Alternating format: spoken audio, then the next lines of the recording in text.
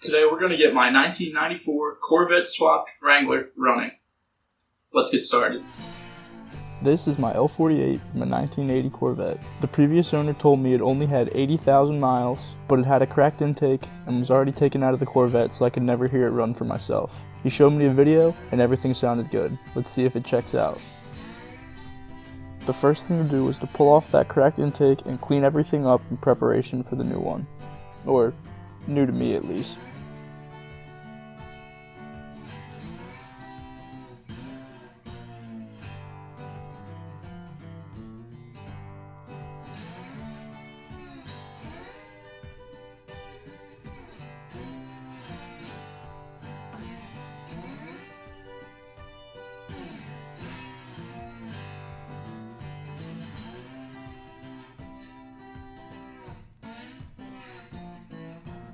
Once I got under the intake through some shockingly loose bolts, I was surprised to find some aftermarket parts in there, which I was not expecting, but the previous owner did mention that the Corvette had some extra get up and go that he was not expecting. After that little bit of possibly good news, I set out to find an intake. I found an Edelbrock Performer EPS on Marketplace that was used and just needed a little bit of cleaning and paint to look brand new.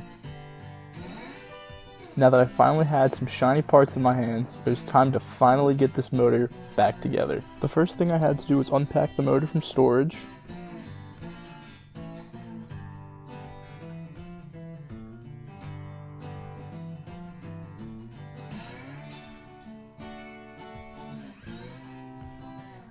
After that, a quick cleaning.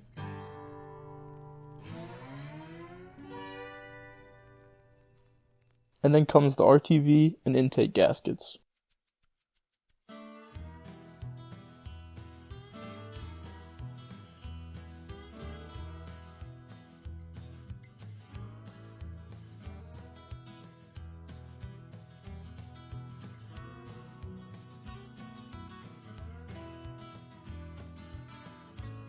Once I sat the intake down on top, I could apply sealant to the bolts and torque it all down.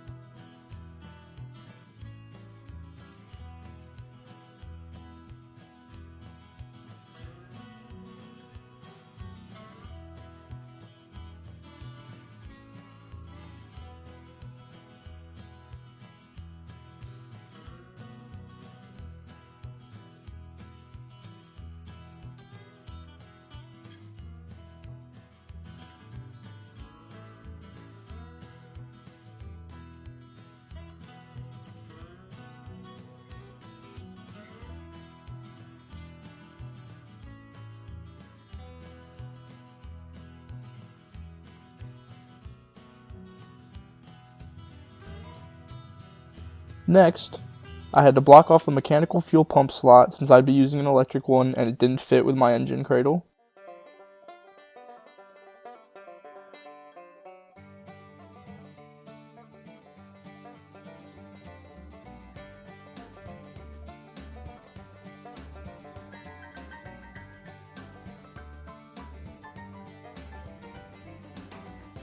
And add in a fitting for the soft fuel line.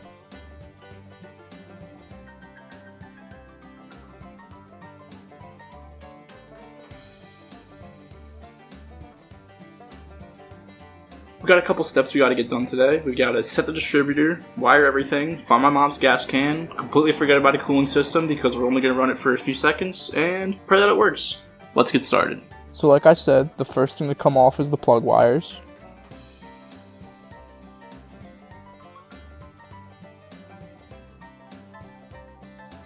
And the plugs, which you guys can't see. They look fine, but I'll be replacing them anyway.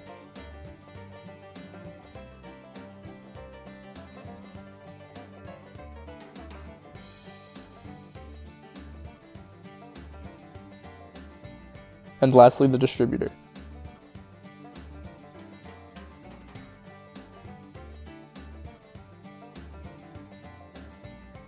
Back to the front of the motor, it was time to find 10 degrees before top dead center.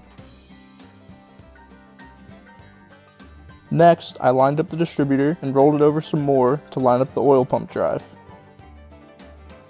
I then snugged everything back down and put the cap back on.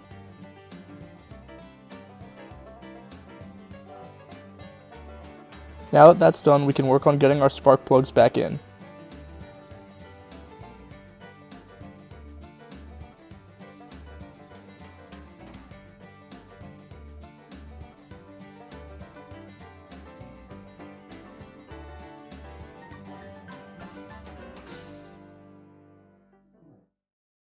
And our plug wires back on.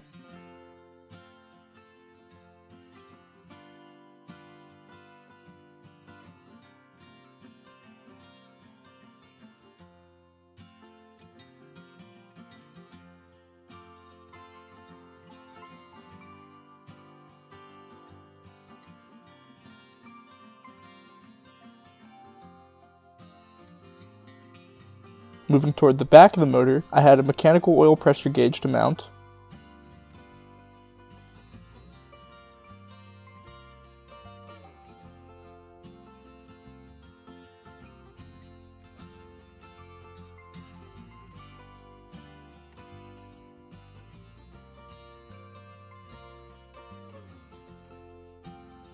And upon checking the oil, it showed it was way too low. And after a quick trip to AutoZone, using a patent-pending oil funnel, I topped it off and sealed it back up.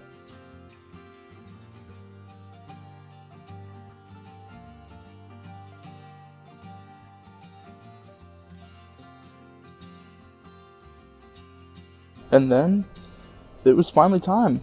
I made sure the starter worked. I checked for spark. And I tried. Alright, let's see what happens.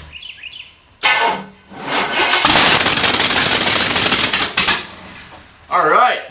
I think you haven't tuned up correctly. That scared me. That's congratulations, my man. That was Woo! I literally can't believe it finally runs. That was so cool. I'm so excited. Check back next time. I think I'm going to try and tune it, see if I can get it to run a little better. And there's something that I did wrong with the wiring, because whenever I would disengage the starter, the motor would stop running. I think that's only a wiring problem. But yeah, I'm so excited. Thank you all so much for watching, and I'll see you next time on No Guarantees.